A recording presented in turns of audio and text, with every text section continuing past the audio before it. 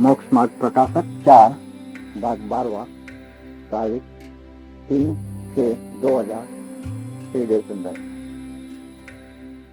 नमो अर्यंताणम नमो सिद्धाणम नमो आयर्याणम नमो उवज्जायाणम नमो लोये सवसावणम नमो समय साराय स्वानुभूत्या चकास्ते चित्त स्वभावाय भावाय सर्वभावांतरचिले मंगलम भगवान वीरो मंगलम गौतमो गणे मंगलम कुंद कुंदार्यो जैन धर्मोस्तु मंगलम सर्वमंगल मांगल्यम सर्वकल्याणकारकम प्रधानम सर्वधर्माणम जैनम जयतु शासनम ओंकार बिंदु संयुक्तम नित्यम ध्यायन्ति योगिनो कामदम मोक्षदम चैव ओंकाराय नमो नमः। पंडित प्रवर स्वर्ण मंदिराचे श्री मोक्ष मार्ग प्रकाशक उसका चौथा अधिकार। यहाँ पर शांति के लिए गलती कैसे कैसे करता है ये बताते हैं। प्रयोजन शांति का है और विषय क्या चलता है कि जीव जब अशांति में रहता है तो कौन सी गलती करता है, तो इसका डीप में जाकर के बेसिक नॉलेज पर इच्छा करता है सफल नहीं हुआ इसलिए दुखी हुआ, ऐसा नहीं। इच्छा ही क्यों करता है, मूल में से निकलता है। तो मिथ्या दर्शन, मिथ्या ज्ञान और मिथ्या चारित्र का विशेष निरूपण चलता है। मतलब तलवे में जाते हैं। जैसे कोई भयंकर रोग हो तो सामान्य टेस्टिंग नहीं होती है, केमिस्ट्री में जाना पड़ता है।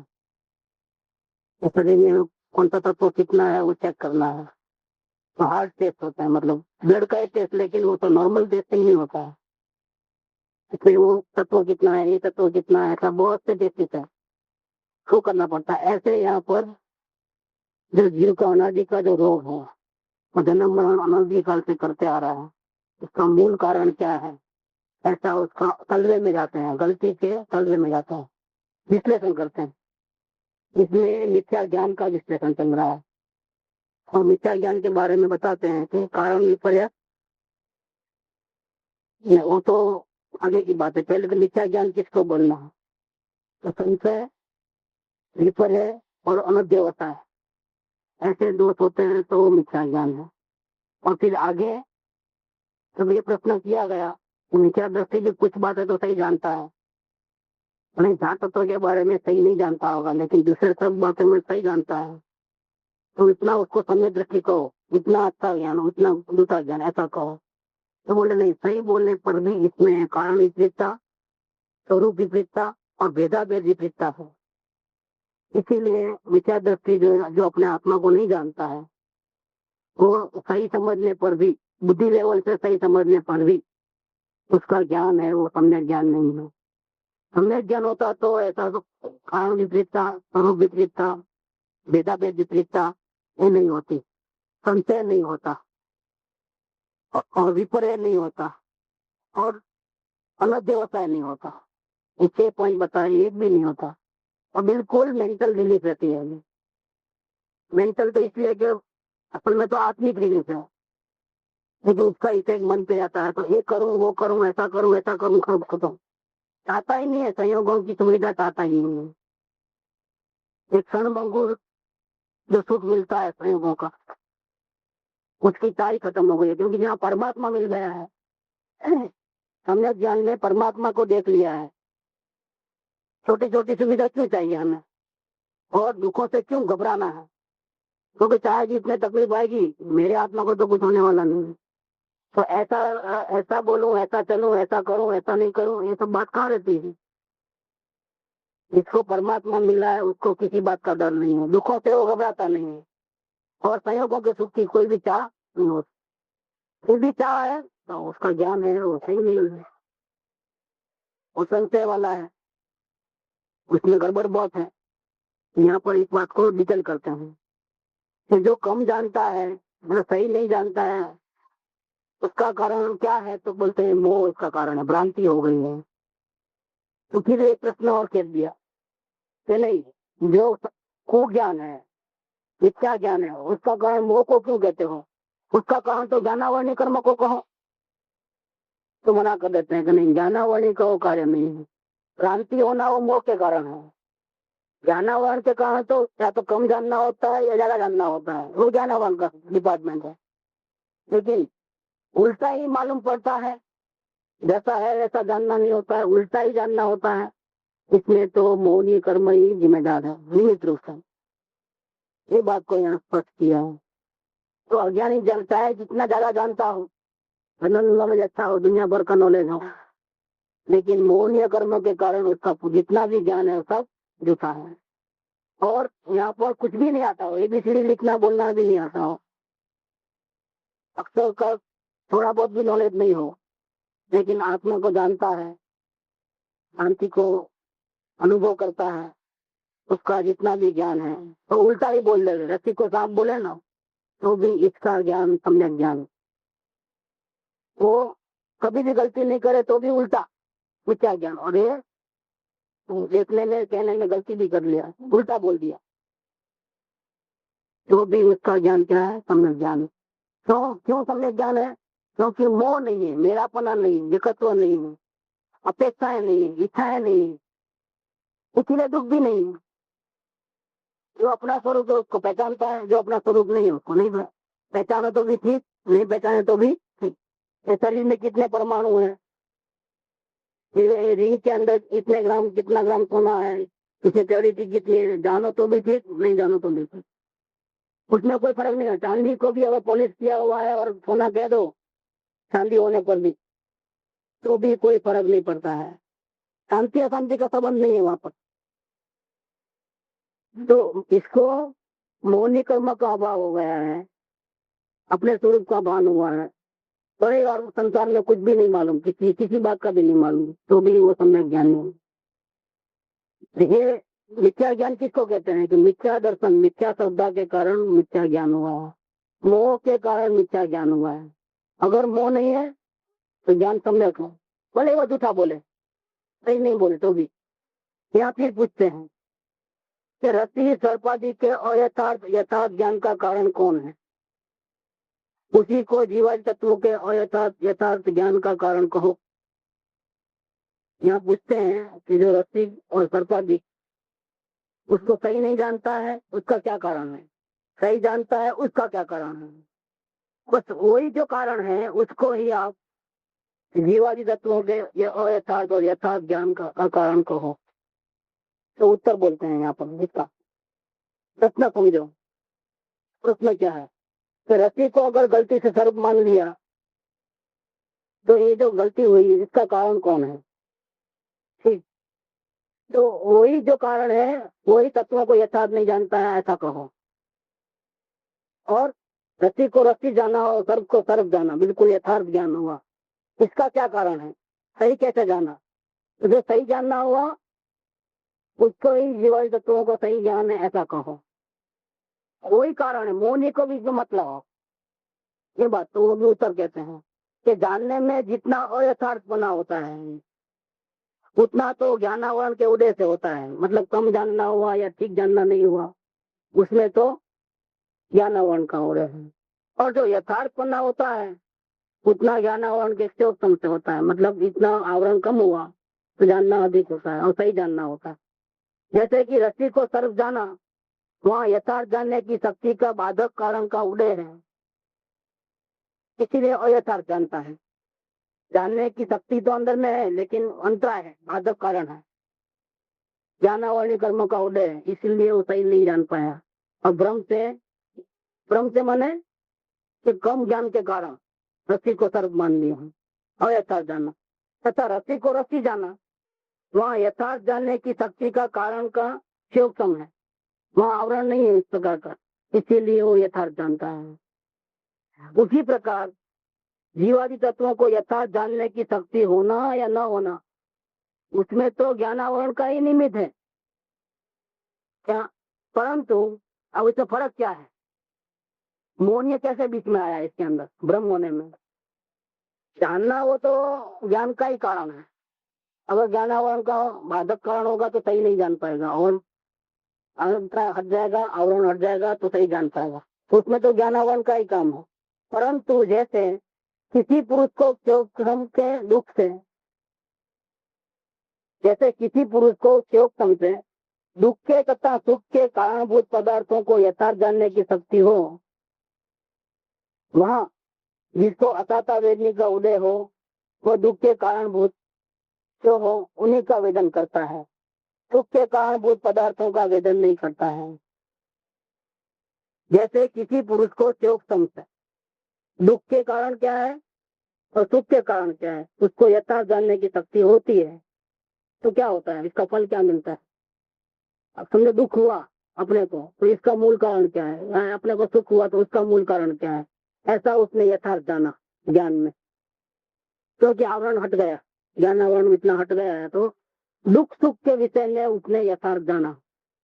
जब यथार्थ जानता है तो क्या होता है, समझो मान लो असाता वेदनी का उदय है, दांत में दर्द बहुत ज्यादा है, तो वहाँ दांत में गड़बड़ है, कीड़ा है अंदर में, या दांत बराबर साफ नहीं किए, या रोग हुआ है, इसके कारण से दुखी होता हूँ ऐसा नहीं मानता है वो। क्या नहीं तो हम लोग वो माना भूलेंगे कि बीमारी हो गई, पायरिया हो गया, या दांत बराबर साफ नहीं किए, सड़ गए, ऐसा दांत दर्द होने का कारण वो बताते हैं, लेकिन ऐसा नहीं है। उसको यथार्थ नॉलेज होने के कारण दुख के कारणभूत जो हो उन्हीं का ही वेदन करता है, सुख के कारणभूत पदार्थों का वेदन नहीं करता है। यदि सुख के कारणभूत पदार्थों का वेदन नहीं करता है माने क्या, कि अगर दवा लगाया और रिलीफ मिला तो दवा लगाई इसीलिए रिलीफ मिला ऐसा नहीं मानता है, ऐसा वो अनुभव नहीं करता है। असाता का कारण दांत में दर्द है इसलिए असाता है ऐसा नहीं मानता है, और ये दवा लगाऊंगा तो शांति हो जाएगी ऐसा नहीं मानता है। क्यों, तो ज्ञान का आवरण कम होने से सुख दुख के संबंध में यथार्थ जानपना उसको हो गया है कि मैं दुखी हूँ तो इसका मूल कारण क्या है, मैं सुखी हूँ तो इसका मूल कारण क्या है, इसका यथार्थ जानपना है। यदि सुख के कारणभूत पदार्थों का वेदन करे तो सुखी हो जाए, तो असाता का उदय होने से हो नहीं सकता, वो तो असाता का उदय होने से हो नहीं सकता। इसीलिए यहाँ दुख के कारणभूत और सुख के कारणभूत पदार्थों के वेदन में ज्ञानावरण का निमित्त नहीं है। कम जानना अधिक जानना, सुख दुख के अलावा किसी भी चैप्टर के बारे में कम जानना ज्यादा जानना, ये सब ज्ञानावरण के खाते में गया। लेकिन जहाँ सुख दुख के मामले की बात आएगी वहाँ अकेला ज्ञानावरण कर्म का निमित्त नहीं होगा, वहाँ तो असाता साता का उदय ही कारणभूत है। इसी प्रकार जीव में प्रयोजनभूत जीवादिक तत्वों तथा अप्रयोजनभूत अन्य को यथार्थ जानने की शक्ति होती है। वहाँ जिसको मिथ्यात्व का उदय होता है वो तो अप्रयोजनभूत हो उन्हीं का आवेदन करता है और जानता है, प्रयोजनभूत को नहीं जानता है, उल्टा उल्टा कारण ढूंढेगा, हाथ में दर्द हुआ डॉक्टर के पास दौड़ेगा, दवा लगाएगा, वो करेगा ये मान करके कि इससे मेरे को सुख हो मिलेगा। भूख लगेगी तो वो भोजनशाला में घुसेगा, खाने की इच्छा करेगा, ये तो दुख है। कौन सा भूख लगना, क्यों ये दुख क्यों आया, तो भूतकाल में असाता वेदनी कर्मों का कर्म बांधा था अपने आत्मा को भूल करके। वो असाता वेदनी कर्म का उदय कैसे होता है कि कोई भी खाने की चीज बहुत टेस्ट लेकर के खाओ, बहुत अच्छा मजा करके इन्वॉल्व होकर के एकदम जस पूर्वक, इससे जो कर्म बनता है वेदनीय कर्म, ऐसे तो सातों कर्म बनते हैं उससे, लेकिन इसमें वेदनीय की बात ले रहे हैं, वेदनीय कर्म को, क्योंकि एक कोई भी एक कार्य करता है उसमें 7 कर्म निरंतर बनते हैं, ज्ञानावरण दसनावरण आदि। लेकिन इसमें वेदनीय की बात करें कि बहुत खाना टेस्ट लेकर के खाया, उसमें जो 7 कर्म भी बंधे लेकिन साथ में वेदनीय कर्म ही बंधा है। वेदनीय कर्म का क्या रोल है, जब उसको ऐसा हो जाएगा, ऐसा वेदनीय कर्म बंधा है कि जब इसका उदय आएगा तब शरीर में या तो बहुत रोग हो जाएंगे या फिर बहुत कहीं ना कहीं दर्द बहुत ज्यादा हो जाएगा जिसको वो सहन नहीं कर पाएगा, तो असाता वेदनी का कर्म बांधा है। अभी ये भूख लगी है तो असाता वेदनी कर्म का उदय हो चुका है जो पहले बांध चुका था वो। अब इसका उपाय क्या है, तो खाना खाना हो इसका उपाय नहीं, और खाना खाने से ये मिट जाएगा ऐसा मानना हो तो दूसरी गलती होगी। क्योंकि एक तो गलती की सजा भुगत रहा है, अपने को भूल करके इच्छा पूर्वक रस पूर्वक खाना खाया और कर्म बांधा, वो तो एक गलती कर चुका। अभी जब इसका सजा मिलने का टाइम आया तभी दूसरी गलती किया। क्या गलती किया? मुझे जल्दी से खाना दो, मुझे खाना खाना है, इसके बिना ये गलती ये दर्द मिटेगा नहीं। तो असाता वेदनी के दर्द को मिटाने के लिए उसने किसका सहारा लिया? अपने आत्मा का सहारा नहीं लिया। उपयोग जो है आत्मा में चले जाता तो शांति हो जाती थी, लेकिन वो नहीं हुआ ऐसा। उसने आत्मा को तो भुला दिया। वापिस वापिस क्या किया? खाने की तीव्र इच्छा रखी। एक इच्छा नहीं उत्पन्न होगी। इच्छा उत्पन्न होना कि फौरन 7 कर्मों का बंधन वापिस चालू होगा। जैसी इच्छा किया वापिस 7 कर्मों का बंधन चालू। तो एक तो वो तो दुख मिटेगा नहीं मिटेगा जब तक वो कर्मों का उदय रहेगा, वेदनीय कर्मों का, तब तक वो रहेगा। आप खाना खाओ तो भी दर्द नहीं जाएगा। ऐसा भी होता है कि कितना भी खाया लेकिन वो भूख अभी मिटी नहीं है, अभी और चाहिए, अभी और चाहिए। क्यों ऐसा? अभी तो खाना खाया, अभी अभी भूख लग गई। अथाता वेदनीय कर्मों का उदय है। तो ये अथाता वेदनीय कर्मों का उदय चालू है तो खाना खाओगे तो भी भूख लगेगी। ऐसा लगेगा जैसा पेट भरा ही नहीं है, कुछ खाया ही नहीं, ऐसा लगता है। और कभी कभी तो ऐसा लगता है कि थोड़ा खाया और पेट भर गया है। ये सब क्या है? आता अथाता का है कारण, भूतकाल में बंधे हुए। लेकिन ये मानता है कि नहीं, खाना खाने से मुझे अच्छा हो जाएगा, ये गलती। और इसके कारण से इच्छा किया। दूसरी गलती है कि ये आत्मा जानने देखने वाला है, ऐसा नहीं लेकर के वो खाना भी खा सकता है, जड़ पदार्थों को भी ग्रहण कर सकता है। ऐसा महाभयंकर मिथ्यात्व का भी नया पाप किया उसने। एक इच्छा किया खाने खाने की, इंद्रियों का आधार लेकर के ऊंचाई क्रमों में गया और मैं खाना खा सकता हूँ, मैं जड़ पदार्थों को ग्रहण कर सकता हूँ, मैं सिर्फ जानने देखने वाला हूँ इतना नहीं, मैं तो खाना भी खा सकता हूँ। ये रोटी आत्मा चबाने वाला है, ऐसा जड़ और चेतन को एक मान लिया तो जीव अजीव तत्व की भूल हो गई। ये मिथ्यात्व का बड़ा पाप आपने कर लिया, इसका भाव वापिस भविष्य में उदय आएगा। ऐसी चैनल चलती है। तो ये जो भ्रांति हुई, ये भ्रांति हुई कि जो सही कारण था उसको नहीं समझा, उल्टा कारण था, जो कारण नहीं था उसको समझ लिया। तो भ्रांति में वो बाधक नहीं है, वो कारण नहीं है। कौन सा? जाना हुआ नहीं। भ्रांति जो हुई इसमें तो मौन कर्म ही नहीं मिलता। ऐसा करके मौन कर्म कहलाया। जो गलती, ओरिजिनल गलती को पकड़ लेना तो भ्रांति मिट जाती है। और ओरिजिनल गलती तो नहीं निकले, असल कारण तो पकड़ में नहीं आवे और इसके बदले दूसरा किसी को का दोषी ठहरा दे। सभी जगह लागू सब जगह है तो दृष्टांत रूप में, बाकी हर जगह हमको हैरान करता। हाँ तो भी ले लेना। हमारे मुंह के कारण, हमारे मुंह के कारण हम दुखी हो रहे हैं। वो हैरान करता है इसलिए दुखी नहीं हो रहे हैं। हैरान कर रहा माने क्या कर रहा है? हैरान कर रहा माने क्या कर रहा है कि हमारी एक इच्छा है, वो इच्छा को सफल होने नहीं देता है। मतलब अंतराय कर्मों का उदय है वहां पर। हम चाहते हैं एक और वो बाधा पहुंचा करके हमारे रास्ते में कांटा बिछा दिया है।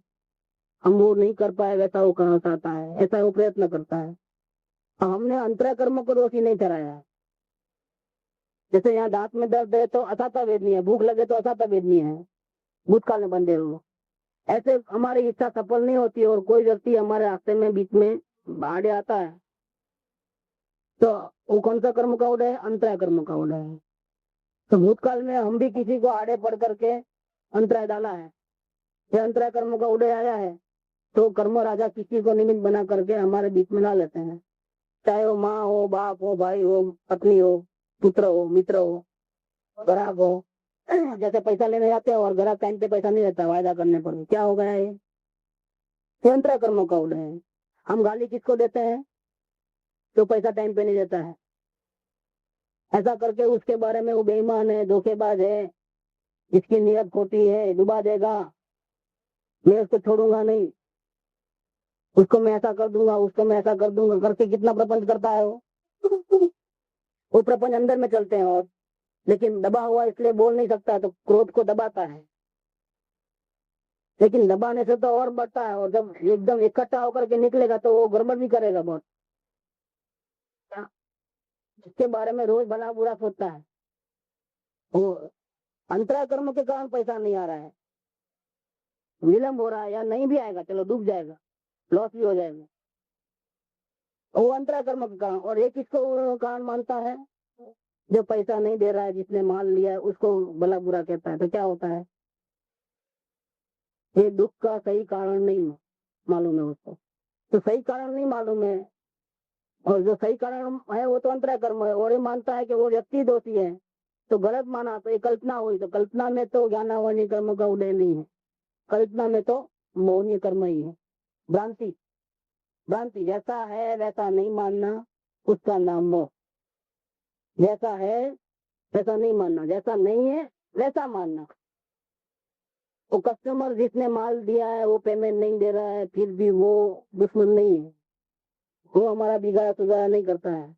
हम हमारे मोह के कारण पैसा जल्दी आ जाए ऐसी इच्छा रखते हैं, और वो जल्दी नहीं आ रहे हैं, इसलिए हम दुखी होते हैं। अगर वो निकाल दे इच्छा, तो जब देना होगा देगा, अपन प्रयत्न करें, बाकी जब देना होगा तब देगा।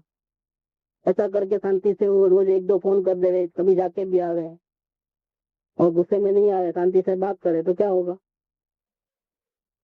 तो इफेक्ट क्या पड़ेगा उसका? हमारे भी नए कर्म नहीं बनेंगे, फर्स्ट तो अपने नए कर्म नहीं बनेंगे। दूसरा, अगर गाली दे के बात करोगे तो और लेट करेगा जानबूझ करके, वो भी अपनी केयर नहीं करेगा। जब गाली तो सुन लिया है, अब जल्दी दो या फिर लेट दो, क्या फर्क पड़ता है? गाली तो हमने सुन लिया, चार जगह बदनाम तो कर देता है। अभी हम जल्दी दे रहे तो भी बदनाम तो हो चुके हैं ना हम तो, इसीलिए हमको अभी ले सता लगा के देने का। फिर वो ऊंची आवाज में बात करता है, वो भी सामने, एक तो पैसा बाकी है, ऊपर से क्या करता है वो भी ऊंची आवाज में बात करता है। देखो, बोला ना इधर से बाद में आना करके, ऐसा बोलता है, पैसा हमारा बाकी है। तो इस प्रकार से बहुत गड़बड़ हो जाता है। सही कारण को समझे तो वर्तमान में हम बिल्कुल शांत रहते हैं, प्रतिकूल अवस्था में भी, और कर्म भी भविष्य के नहीं बनते हैं, और बिल्कुल शांत परिणाम होने से मन का के कारण नया पुण्य का उदय होता है, नया पुण्य कर्म बांधे जाते हैं। तो उसके कारण जब उसका उदय आएगा तो जो बिगड़ी हुई है वो अपने आप बन जाती है, क्योंकि पाप कर्म का उदय नहीं है ना, पाप कर्म का बंधन नहीं हो रहा। शांत रहने से क्या होता है? वस्तु स्वरूप सही समझने से जो दोषी है, असल दोषी है, उसको ही दोषी मानते हैं, जो असल दोषी नहीं उसको दोषी नहीं मानते हैं। उसमें उसके साथ दुश्मन जैसा बर्ताव नहीं करते हैं। क्या हुआ? असल में सारी दुनिया उसको दुश्मन मानेंगी, लेकिन हम उसको दुश्मन नहीं मानते हैं, तो क्या होगा? तत्व का सही समझ होने से, उसको दोषी नहीं ठहराने से, उसको गाली देने का हमारे को अवसर ही नहीं आता है, तो नया पाप कर्म नहीं होता है। कसाय मंद रहते हैं, तो मन कसाय का फल क्या है? तीव्र कसाय का फल तो पाप है, लेकिन मन कसाय का फल क्या है? पुण्य है। वो जब पुण्य का उदय आएगा, जैसे पाप का उदय बंधन बढ़ता है, ऐसे पुण्य का ही बंधन पड़ता है। जब पुण्य का बंधन पड़ेगा तब क्या होगा? वो सामने से चल करके दे देगा।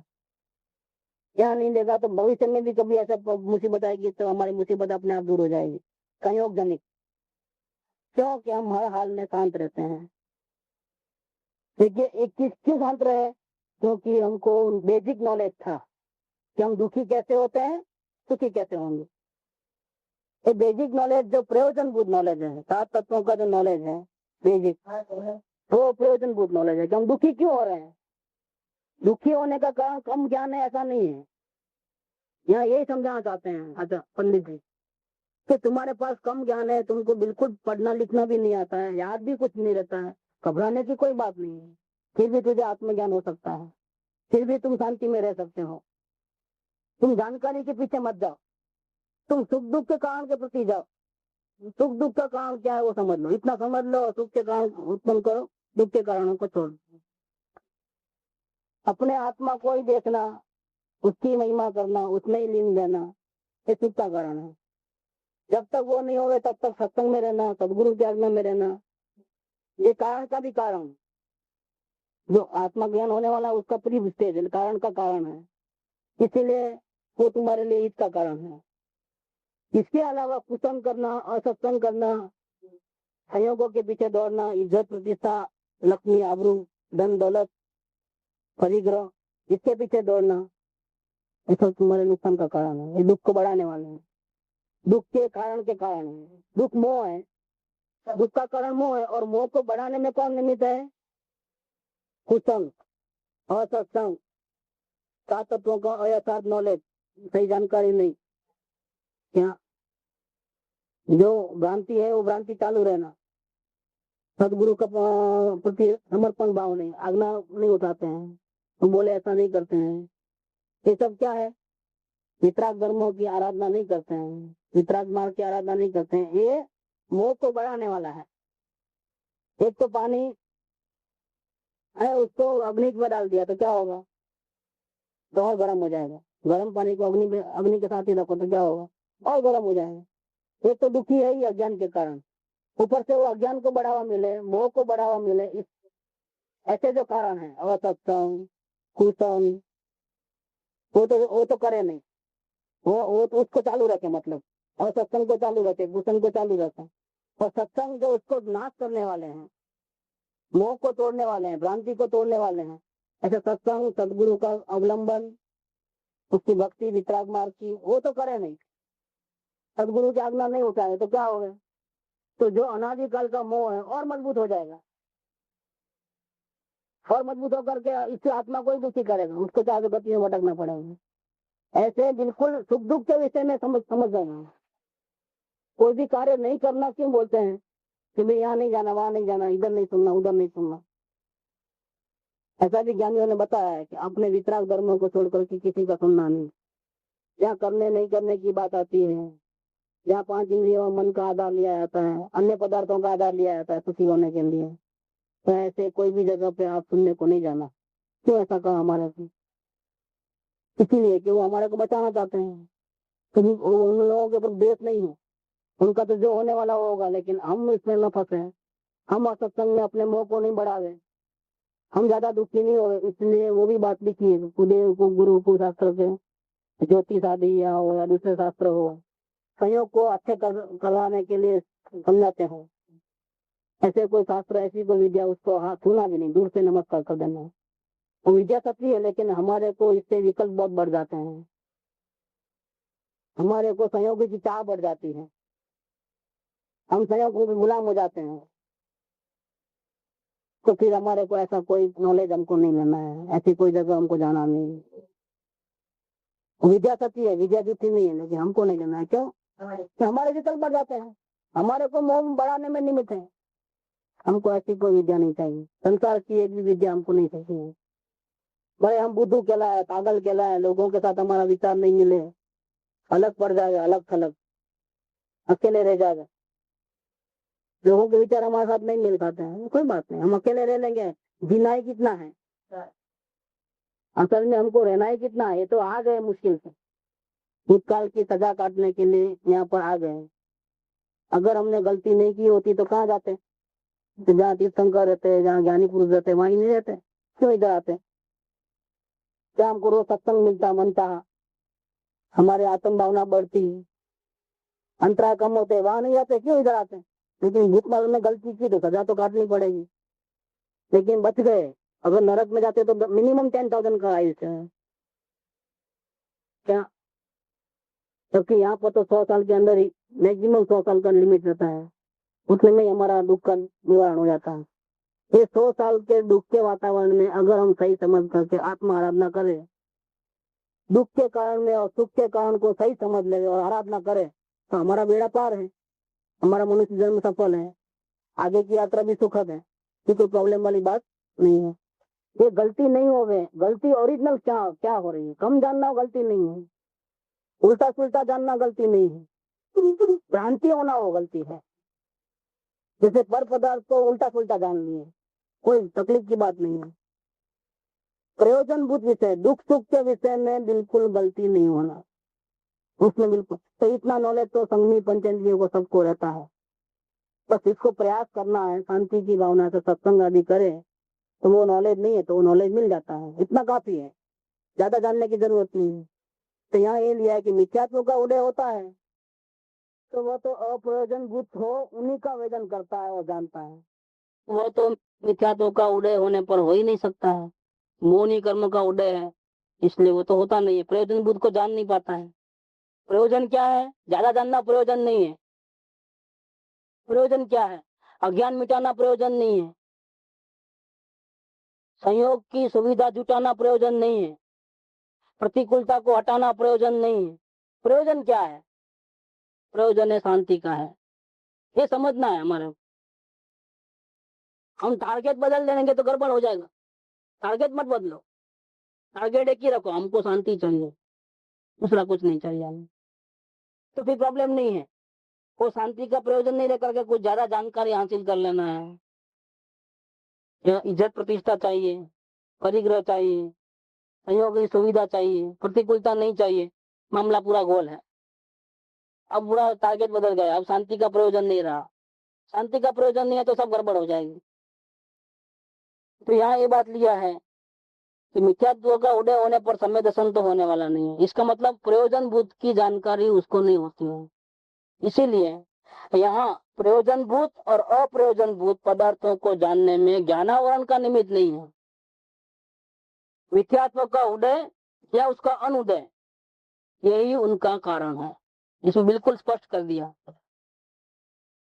कि जो कारण, जिस कारण से ज्ञानावरण के उदय और अनुदय के कारण से रस्सी को रस्सी या रस्सी को सांप जानता है, उल्टा सुल्टा या सही जानता है, वो कारण नहीं है। सुख दुख के मामले में वो कारण नहीं है, ज्ञानावरण कारण नहीं है। सुख दुख के मामले में सही नहीं जानता है, वो तो मोह का कारण है, मोहनीय कर्म का कारण, मिथ्यात्व का कारण है। इसीलिए अगर हमको सुखी होना है तो क्या करना? सुखी होना है तो ज्ञान बढ़ाने की जरूरत नहीं है। सुखी होना है तो हमको मिथ्यात्व को खत्म करना है। मिथ्यात्व माने क्या? जैसा वस्तु का ओरिजिनल स्वरूप है ऐसा समझ लेना है, उतना प्रयोजनभूत है। इसके अलावा ज्यादा जानकारी करो तो वो वेस्टेज है, कोई मतलब की बात नहीं है। यहाँ ऐसा जानना कि जहाँ एकेंद्रिय आदि में जीवादि तत्वों को यथार्थ जानने की शक्ति ही न हो, वहां तो ज्ञानावरण का उदय और मिथ्यात्व के उदय से हुआ मिथ्या दर्शन, इन दोनों का निमित्त है। क्यों कि एकेंद्रिय आदि जीवों में तो संगनी पंचेंद्रियपना नहीं है, तो फिर वहां तो दोनों कारणभूत है, ज्ञानावरण का उदय भी और मिथ्या दर्शन भी। तथा जहाँ संगनी मनुष्य आदि, उनमें शिवोत्तम आदि लब्धि होने से शक्ति हो और न जाने, वहां मिथ्यात्व के उदय का ही निमित्त जानना। देखो क्या बात ली, जैसे सत्संग में नहीं आता है और जीव गलती करता है तो क्या बोलते हैं, वो तो कैसा भी गलती करेगा ही करेगा, तो इतना विराट ना करना, ऐसा ऐसा नहीं कह सकते वो बहुत विराट ना करता है। लेकिन सत्संग में आने के बाद अगर वो न सुधरे, न समझ पाए, न आराधना करे, तो इसको क्या बोलेंगे? ये वो जो नहीं सुनने आते हैं उससे भी गया बेटा है, बहुत विराटक जीव है, ऐसा कहते हैं।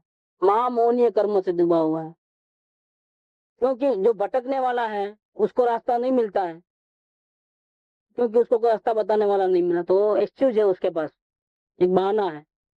लेकिन इसके पास तो बताने वाले सही होने पर भी, समझ में भी सही आने पर भी वो उल्टा चलता है। इसका मतलब क्या है कि वो राजी खुशी से जानबूझ करके ऐसा काम करता है। बच्चे ने गलती कर ली अपने आप अनजाने में, और एक बच्चे ने मना करने पर बाद भी गलती की, तो ज्यादा ज्यादा गुनहगार कौन है? मना करने के बाद गलती करने वाला ज्यादा गुनहगार। इसी प्रकार से यहाँ लिया है कि एकेंद्रिय आदि से जो संगनी पंचेंद्रिय जीव नहीं है वो गलती करे और भटके संसार में, क्या?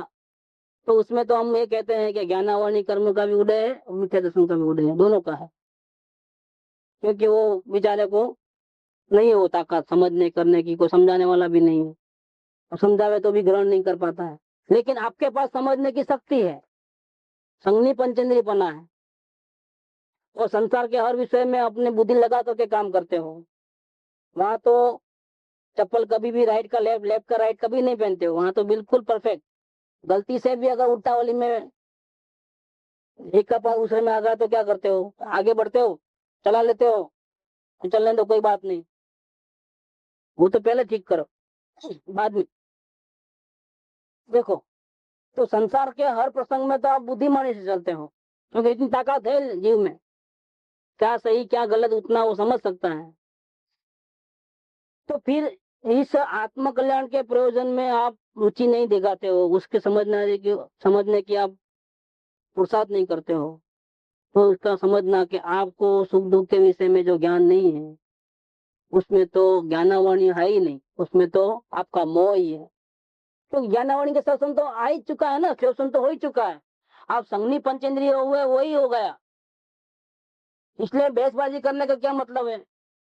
आप ऐसा नहीं कह सकते हो कि मैं कम जानता हूँ इसलिए मैं भटक रहा हूँ, ऐसा नहीं जान सकते हो, अभी आप नहीं कह सकते हो। क्यों कि संगनी पंचेंद्रिय तो आप हो ही, इसलिए आप वो बहाना तो लेना ही नहीं कि मैं दुखी होता हूँ, अशांति होती है, इसका कारण मैं कम जानता हूँ, मुझे नॉलेज नहीं है।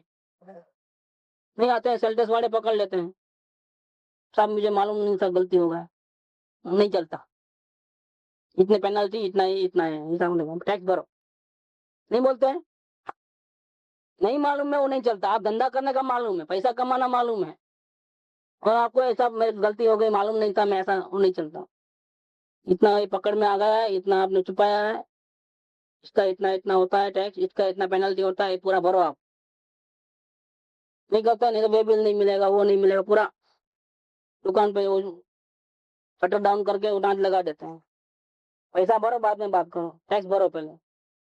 वैसा यहाँ नहीं, हमको मालूम नहीं है इसलिए हम दुखी है, नहीं चलेगा, नो एक्सक्यूज। आप अपनी गलतियों के कारण, आप मोह के कारण फंसते हो। शिव सम तो आपके पास है, संगनी पंचेंद्रिय तो आप हो ही, इसीलिए जहाँ संगनी पंचेंद्रिय बना है, आप आत्म कल्याण के विषय में जानने की पूरी पूरी क्षमता रखते हो, फिर भी आप आत्म कल्याण के मार्ग पर नहीं चलते हो, समझने का सही पुरुषार्थ नहीं करते हो। इसका मतलब क्या हो गया? क्या आप जानबूझ करके संसार में भटकना चाहते हो? इसका कारण कौन है? जानबूझ करके संसार में जो भटकना चाहता है, शांति का पुरुषार्थ नहीं करता है, इसका कारण क्या है? कई लोग मिलते हैं आपके यहाँ, रोज सत्संग होता है तो हमको आना है, कई दिनों से भावना है, कई दिनों से भावना है, आना है, एक दिन जरूर आएंगे, एक दिन जरूर। जब भी मिले तो वो बात करते हैं, कम से कम 50 बार सुन लिया होगा इन लोगों मुझसे, लेकिन आते नहीं। यहाँ तक कि बोले तो एक काम करेंगे, आपका घर भी बाजू में ही है, तो हम यहाँ आने के बदले वहाँ आपके घर में सत्संग रख लेंगे। बोलो इतवार को वहां बचे, बोलो इतवार को आपके घर में रख देते हैं, बोलो। नहीं, आना है, आना है, आना है, लेकिन क्या कारण है? क्या कारण है? मिथ्या दर्शन। उसमें ज्ञानावरण का हम जानते नहीं है, वो नहीं, वो बात नहीं, जानते तो है सत्संग यहाँ हो रहा है, वो सब मालूम है, नहीं होता मालूम नहीं है क्या? फिर भी आना क्यों नहीं होता है? आना नहीं होने का कारण क्या है? ज्ञान में कमी है। ये क्या करता है कि नहीं, ये सम्यक ज्ञान नहीं हो रहा है, मिथ्या ज्ञान है, उसका कारण ज्ञानावरण का उदय है, ऐसा करके तो उसका टोपला किस पे डाल देता है? कर्मों के ऊपर। तो मैं तो साफ सुथरा हूँ, मैं तो समझना चाहता हूँ, मुझे तो आत्म शांति चाहिए, लेकिन क्या करूं, मुझे कोई समझ में आता ही नहीं है, मेरे में जानने की शक्ति नहीं है, इसलिए मैं भटकता हूँ। बिल्कुल गलत बात है। ऐसा करके उसकी ओरिजिनल गलती, कान पकड़ लो, तुम्हारी गलती कबूल करो, ऐसा करके यहाँ कान पकड़ा है। मिथ्या ज्ञान का कारण कम ज्ञान है वो नहीं है, क्या कितना क्लियर दिया है इसमें। ज्ञानावरण का उदय निमित्त नहीं है, सुख दुख के विषय में जानकारी नहीं है, हम नहीं मानते तुम्हारे। क्या इधर भी हॉल है ना, इधर खाना क्यों नहीं डालते हैं? पानी इधर, जूस यहाँ से डालना था तो ही पेट में चले जाता कैसा भी, इधर ही क्यों? देखो वहां, क्योंकि संगनी पंचेंद्रिय है, संगनी पंचेंद्रिय होने पर उसको इतना नॉलेज तो रहता ही है, फिर भी वो बोलता है कि नहीं नहीं नहीं, नहीं। हमको तो कम, हमको कुछ समझ में नहीं आता, आप क्या बोलते हो, इसलिए हमारे से गलती होती। समझना नहीं चाहते हो क्या? नहीं समझ में आता, नहीं, आप समझना नहीं चाहते हो। क्यों समझना नहीं चाहते हो? क्योंकि इसमें इन्वॉल्व हो जाएंगे तो घर बार कौन संभालेगा, बिजनेस कौन संभालेगा, वहां ध्यान कौन देगा? सब ध्यान अपना दूसरी जगह पे है। हाँ, रुचि वहां पड़ी है ना, संसार की सुविधा की रुचि पड़ी है, संयोग अच्छे रहना, संयोग बिगड़ना नहीं, प्रतिकूलता बढ़ना नहीं, प्रतिकूलता मिट करके अनुकूलता हो जाना, टोटल संयोग की रुचि है। ये तो मोह है, जानबूझ करके विष पीता है, अमर होने के लिए जहर पीता है जानबूझ करके, ये तो बहुत बड़ी गड़बड़ हो गई। और फिर इतना गलती होने पर भी डाले किसको? हमारे को नॉलेज नहीं है ना, इसलिए अभी भटकना है उसको। वो तो खुला यही बात कहते हैं, ऐसा है ना, एक दफे खुला कर देंगे गलती इतना काम तो ज्ञानियों का है। डिसीजन लेने का काम किसका है? कम से कम उसके आंख को बिल्कुल ओपन तो कर देवे कि भाई कहाँ तुम्हारी गलती हो रही है। अब वो गलती को मिटाना नहीं मिटाना, गलती चालू रखना, कुसंग चालू रखना, असत्संग चालू रखना, गड़बड़ करना, विराट ना करना, तुम्हारी मर्जी से। लाइन तो बिल्कुल क्लियर है। ये ज्ञानियों ने बहुत उपकार किया है, नहीं तो लोगों को भ्रांति हो जाए, असल गलती नहीं मालूम पड़े और दूसरी गलती पकड़ के ये गलती के कारण से दुखी होता हूँ ऐसा मान करके झूठा उपाय करे तो दुख दूर होवे ही नहीं। मेहनत करके मर जाए तो भी नहीं होगा। संसार छोड़ के नहीं चले गए, नग्न दिगंबर होकर के, क्या हुआ? बच गए। फिर भी तो केवली आगर रही क्यों कोरो, ये तो उसमें भी आता है, अपने ठोकरे में भी आता है कानकवासियों में। केवली आगर रही क्यों कोरो, फिर पीछे पटक्यो, ऐसा कोई आता है तो गुरुदेव बार बार बोलते हैं। तो ठोकरे में भी आता है कि केवली भगवान के पास गया, पूजा भक्ति की, फिर भी वापस क्यों आया, संसार में क्यों भटका? ये मोह के कारण, अपना ही मोह है। इसलिए मिथ्यात्व का उदय और अनुदय यही सुख दुख के विषय में सही जानकारी नहीं होने का कारण है। तो यहाँ कोई हमारा एक्सक्यूज नहीं है, हम नहीं जानते वो नहीं चलता है, आप जानते तो हो ही हो, लेकिन मिथ्यात्व के कारण आप सही पुरुषार्थ नहीं करते हो। इसीलिए मिथ्या ज्ञान का मुख्य कारण क्या है, इसीलिए आप टोटल मारा इतने सब डिस्कशन होने के बाद, चर्चा विचारणा प्रश्न उत्तर। इसीलिए मिथ्या ज्ञान का मुख्य कारण ज्ञानावरण को नहीं कहा है, मोह के उदय से हुआ भाव वही कारण कहा है। अब कोई सवाल नहीं है। वापिस आया प्रश्न एक, यहाँ फिर एक प्रश्न है कि ज्ञान होने पर श्रद्धा होता है, इसीलिए पहले मिथ्या ज्ञान कहो बाद में मिथ्या दर्शन कहो। देखो अभी भी टांग ऊंची, धीरे तो भी टांग ऊंची रखें कि नहीं। देखो ज्ञान पहले होता है, बाद में सही समय दर्शन होता है। ज्ञान के बिना समय दर्शन कैसे होता है? इसलिए मिथ्या दर्शन उसको कारण मत कहो, मिथ्या ज्ञान का, मिथ्या ज्ञान को मिथ्या दर्शन का कारण कहो। क्या मतलब? मियाँ जी गिरे तो भी टंगड़ी ऊंची, अभी भी वो ज्ञान को ही कारणभूत बताना चाहता है। कम ज्ञान है ना इसलिए, नहीं नहीं अभी वो भी गड़बड़ है, यहाँ पे मना करेंगे। अब सब जगह से हार गए तो यहाँ ये पॉइंट को लेके आए कि देखो जो प्रयोजनभूत सही ज्ञान होगा तो ही सम्यक दर्शन होगा। इसलिए सम्यक दर्शन नहीं हो रहा है, मतलब मिथ्या ज्ञान है और मिथ्या दर्शन है। ये मिथ्या दर्शन को मिथ्या ज्ञान का कारण मत कहो, मिथ्या ज्ञान को मिथ्या दर्शन का कारण कहो। समझो पहले बात को, क्या कहते हैं यहाँ, क्या था यहाँ प्रूफ क्या किया कि आप मिथ्या ज्ञान है, आपके पास सम्यक ज्ञान नहीं, इसका कारण क्या है? मोह है, ऐसा बताया है। अब यहाँ प्रश्न क्या है कि वो मोह तो सही जानकारी होने के बाद मिटता है ना, इसलिए मोह को कारण मत कहो। मोह मिथ्या ज्ञान का कारण नहीं है, मिथ्या ज्ञान मोह का कारण है। क्या?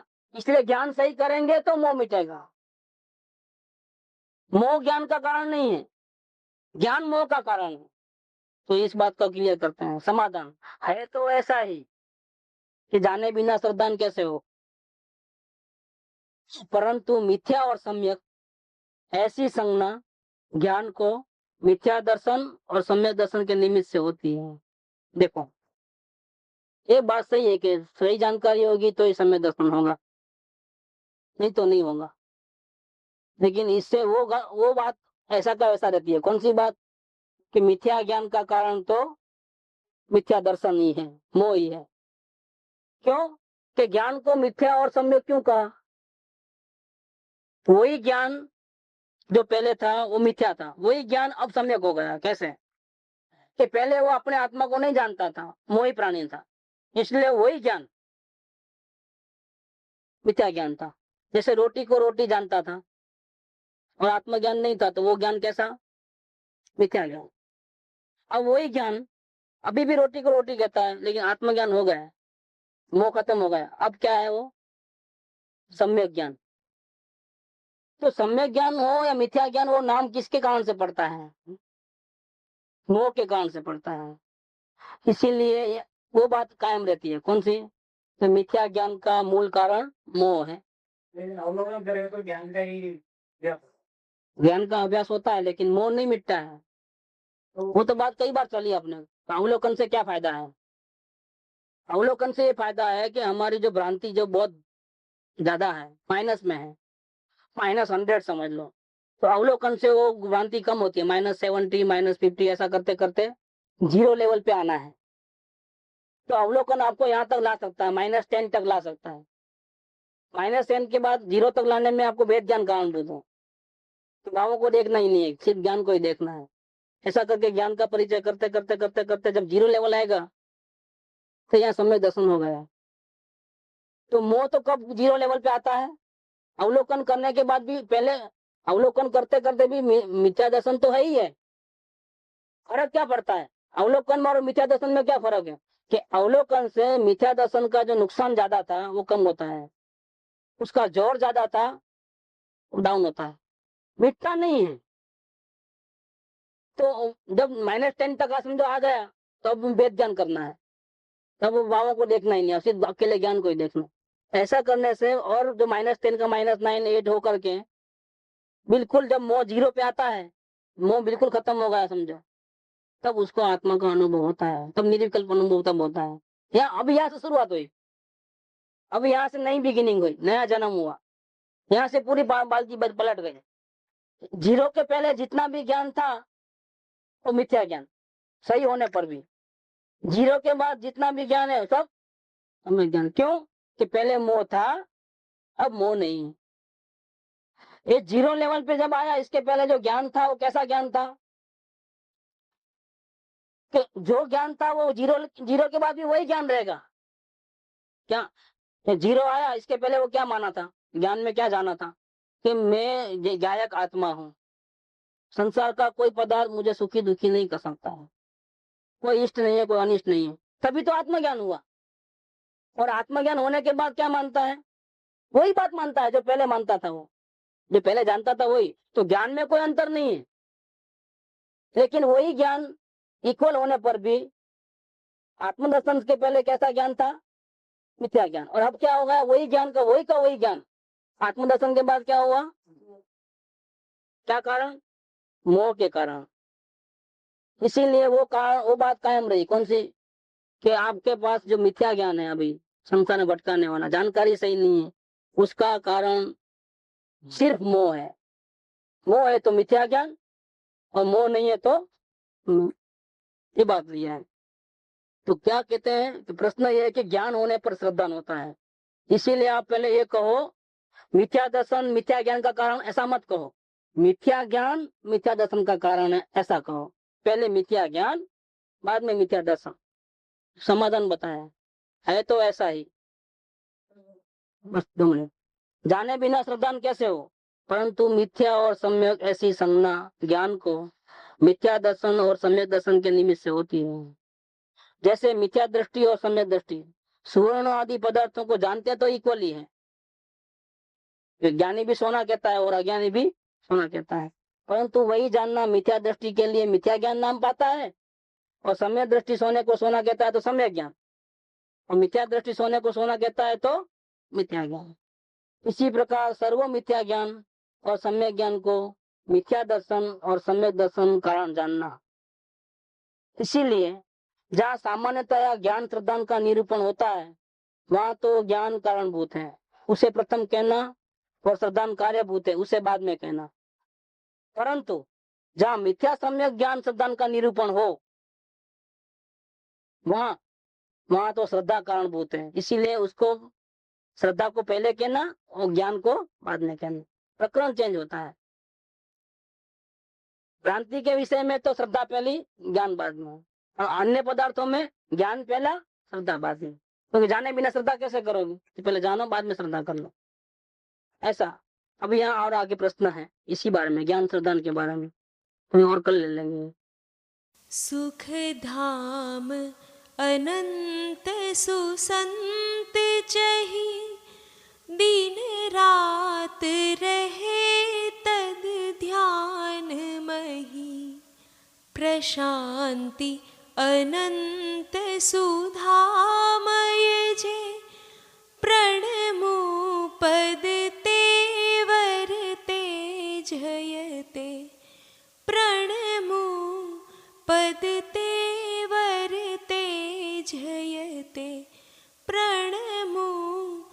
वदते वर्ते जयते